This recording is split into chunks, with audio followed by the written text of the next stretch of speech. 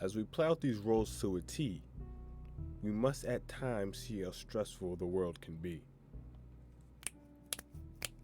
In seconds, our mind can shift and change perspective into something far more gruesome than the current state of things. The question here is whether or not stress is all mental, or is there plausible justification for the mundane things that we choose to stress over? We're in a time of relative peace, so we have no real external enemy. In a real sense, the only people we should truly watch is ourselves. For in a time of peace, the militant man will attack himself. We are in a shroud of comfort, so our minds have nothing to do but to find discomfort in our everyday life. Just like how we always are looking for problems and how the brain is always trying to solve issues that sometimes aren't there. And in most cases, we're just rejecting what needs not be rejected. Sometimes we hold grudges and allow others to have dominion over our emotions. But in reality, people are just people.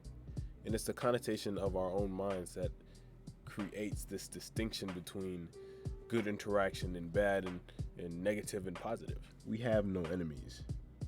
The man who hates only has that capacity from his own understanding of himself. The more deeply we know ourselves, the more deeply we can connect with others.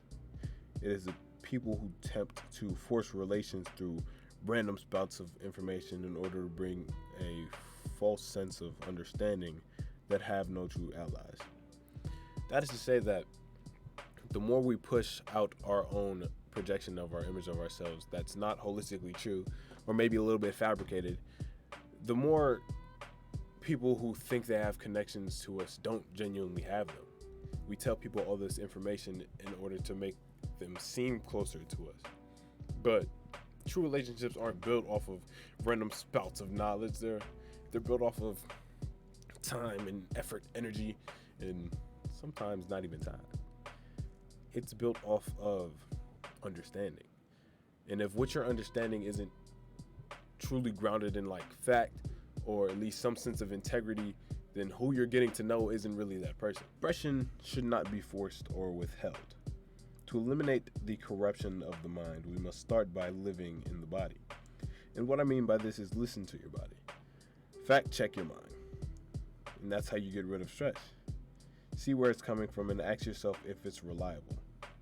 Also, the association with the ego causes stress as well. As we start associating with this image of ourselves, we start associating with the things we think this image should experience. Something happens and we think we should feel a certain way because of society or because of how we think we would interact to a certain circumstance.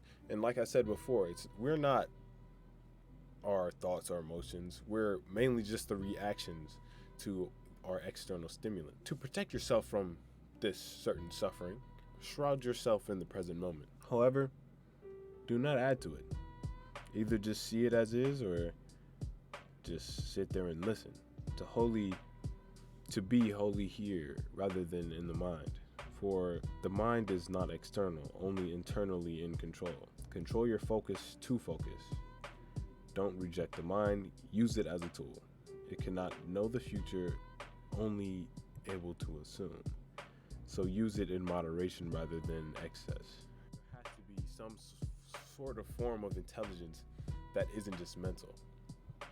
And I think, I don't really talk about it often, but like on a spiritual level, you have to at some point realize that your mind can't hold all the intelligence that you've brought forth into this world. There has to be some sort and form of knowledge that kind of just is impounded into us. Like sometimes our sense of morality, sometimes when we think we just have like common sense, things that we just inherently know.